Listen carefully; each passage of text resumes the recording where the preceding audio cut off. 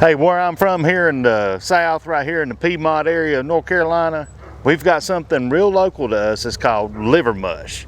And today I'm going to give you a little step through it and let you see how it's made and everything. Mine's keto-friendly, so it's not quite like everybody else's liver mush, but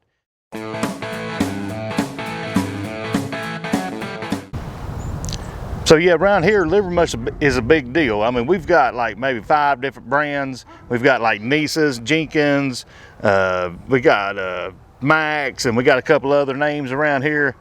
But man, we all take the liver mush serious. As a matter of fact, there's 2 cities close by that have a liver mush festival every year. And you can go to Shelby and Marion, North Carolina, and they have a Liver Mush Festival. Google Liver Mush Festival, North Carolina, if you happen to be passing through, and check that out. But yeah, we love our liver mush, and liver mush made its way here from Germany, come across the ocean, and ended up in Pennsylvania, and it was more of a scrapple then.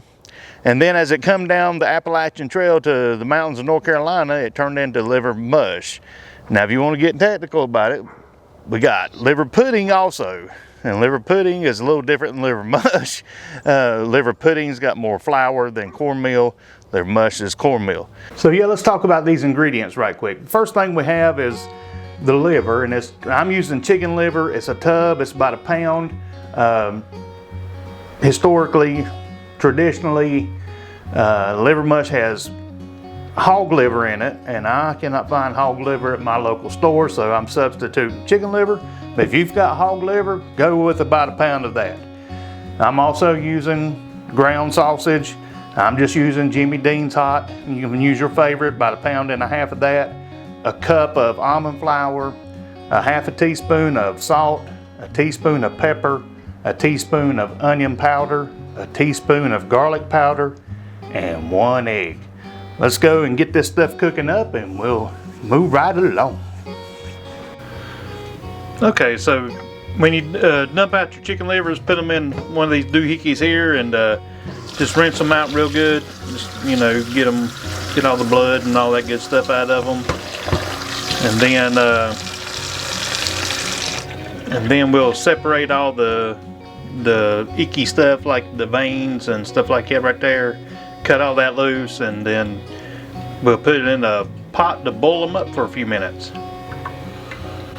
Alright, I have my chicken livers in there cooking. I add a little splash of chicken broth, but you can just add water if you don't have any chicken broth to kind of flavor it up a little bit. We won't get those boiling and let them cook for about 10 minutes or to an internal temperature of 165. And then we have our sausage, ground pork here, browning up real nice. So we're going to cook all this up, and then we'll go to the next step. Alright, we've got our livers cooked up, our sausage cooked up. Now it's just a simple procedure of blending everything together. So I'm just going to put the livers in first and just give them a little chopping, and then we'll keep adding stuff nice and steady. We'll put those in, make a little noise here.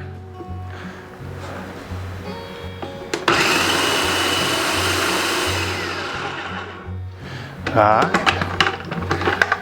Now we'll add in our egg, our seasoning,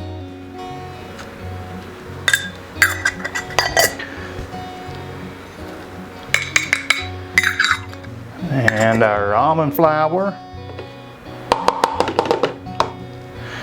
and we'll put just a little bit of the sausage in just to get it started, and then we'll top it off here in a second. And let's put a little bit of this in there.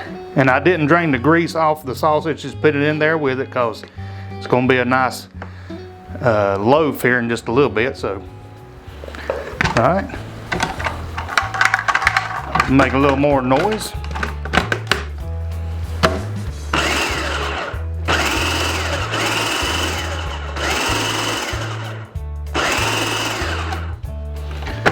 All right, now we're going to put in the rest of the sausage and get this into a mold.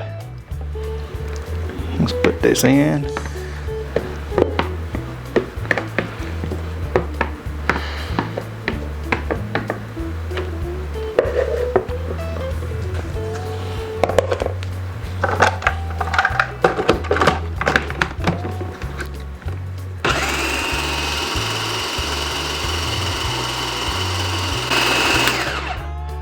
So yeah, you just run it on pureed until it is pureed. Here in the South, we have two different kinds of brands. Where I'm at, we have a liver pudding and we have a liver mush. Now I don't know exactly the science behind all that, but you want this to be is more like a pudding texture or a pate or whatever. You want it blended well. Let's put it that way. So let's hit it one more time. Let's start, hit it one more time, and then we'll call it blended. Just scoop the sides a little bit.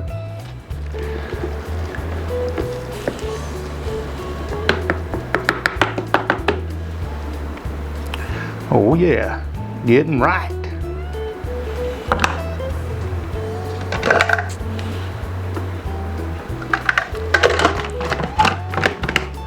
And hit it that one more time.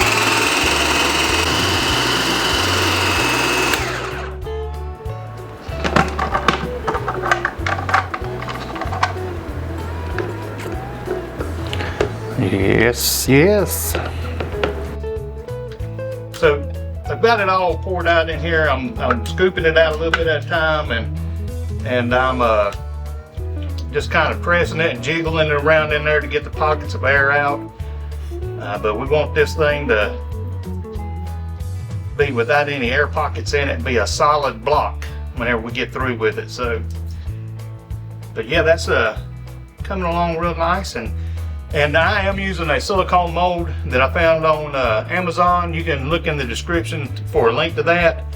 But you don't have to have that. You can just use a meatloaf pan or whatever, and just put it in there and pack it full. But I bought this because it's kind of the shape, the dimensions of the liver mush that I buy, except for it's in cubes about like half of that or whatever. But anyway, that's just me. I've got that in there. It looks pretty even.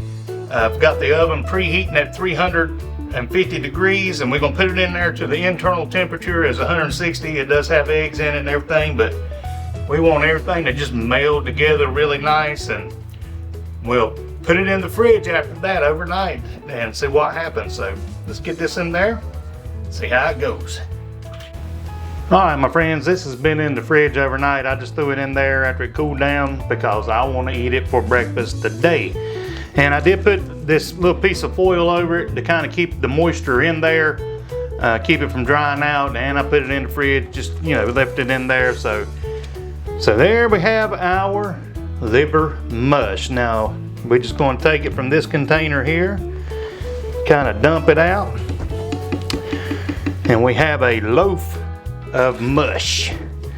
And I'm going to cut it up in squares, and because I'm not going to eat all this today. That's about the kind of block I get whenever I get it at the store. I might have cooked it just a little bit too long, or at a too high of a temperature, but this is going to work just fine. So there's 2 blocks that I'm going to put aside, and then I'm going to slice this one up to cook for breakfast. And the thing about it is, you can serve this on the side with eggs or whatever fried up. It's safe to eat just like this right here. But all right, we're gonna put it in the pan. And another trick is, when you fry it, make sure your pan is pretty hot, and otherwise it'll just start falling apart. If you ever do corned beef or anything like that, just make sure your pan's good and hot and get a good sear on it, and let it cook for a few minutes before you flip it over, and they'll hold together. So let's get it in the pan and see the final product here in a second. Hey, while all that stuff's cooking up in the pan, let me encourage you to subscribe and like to the channel. Keto-friendly stuff, but I like doing those things as well. So yeah, hey, do all the good stuff and look at a couple more videos while you're here. I appreciate you. Let's get back to frying this stuff up.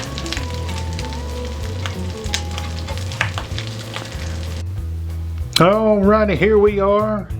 And here in the South, there is a debate also on what you put on a liver mush sandwich. I made these with chaffles since I'm doing the low carb deal. And I'll put a link to chaffles in the description. And but you can either top it with mustard, mayonnaise, nothing. Throw some eggs on there, throw some cheese on there, however you want your liver mush sandwich. Now let's dig in. All right, I'm not gonna eat all of this. I'm planning on taking it to work. But it is taste test time, and here we go. I've been messing with this recipe for quite a while, trying to get everything just right, the seasoning's right. It's not a lot to it, but it's more of a texture thing, so without any more talking about it, let's try this. I'm doing the one with mustard on it.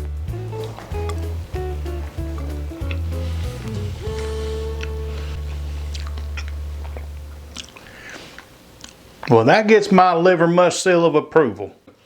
Hey, mush it up and give it a try. And oh yeah, by the way, it's not really a mush sandwich unless you put it on there and just mash it down real good. And that spreads all the mustard out and distributes everything evenly. So you gotta mush it, or mush it, however you want to say it. I'm here with my buddy Jeff again. You've seen him in a previous episode doing some taste testing for me. And Jeff, what do you know about liver mush? Anything? Well, I know a little something about a little fried liver mush. Little fried liver mush. Yeah. Oh well, I know liver mush is popular in our area, so it is. So you done spiced it up with a little waffle. Well, bite into that and tell us what you think about it. Let's see. A little hot. Yeah. A little tasty. Is it a thumbs up? It's a thumbs up. All right, I'm here with my buddy Rodney. We are doing our blue collar thing. We're making a living. Rodney, what do you know about liver mush? Man, I love some liver mush. I grew up on it. My grandfather used to make his own. I grew up on that farm. There's nothing like some good old homemade. All right, well, this is my version of a liver mush sandwich here. So you just take a good old bite of that and let me know what you think. Get to the mush. It looks good. All right, make sure you get some of the mush in there now. Don't just get the egg, flip it around. There you go. There you go. Liver mush, egg, and a waffle. Yeah, well, I'll tell you about the waffle in a second. Okay, man.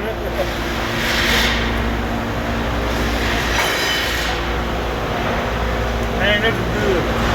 Go ahead and enjoy it a little bit. Homemade. Homemade. Man, this is good. Keto-friendly. Nice and hot. That's great. Give it a thumbs up. Yeah, Thumbs up. All right, thumbs up. Samson, was that good liver mush? Talk to me. Talk to me. Tell me what you think. Was that good liver mush? Oh, yeah. Samson approved. He's wanting some more. So there you have it. Liver mush. And hey, be brave and give it a try. Like I said, I've used chicken livers in mine. Typically it's made with pig liver, but I can't find that stuff. So if you can find that, you want authentic liver mush, make it pig liver and swap out the almond flour with regular cornmeal, and you should have an authentic liver mush. So give it a try. Don't be scared, man. Hey, I love it. You can crisp it up real good in that frying pan. It goes great with breakfast. Till next time, eat you some liver mush, and may the Lord bless you.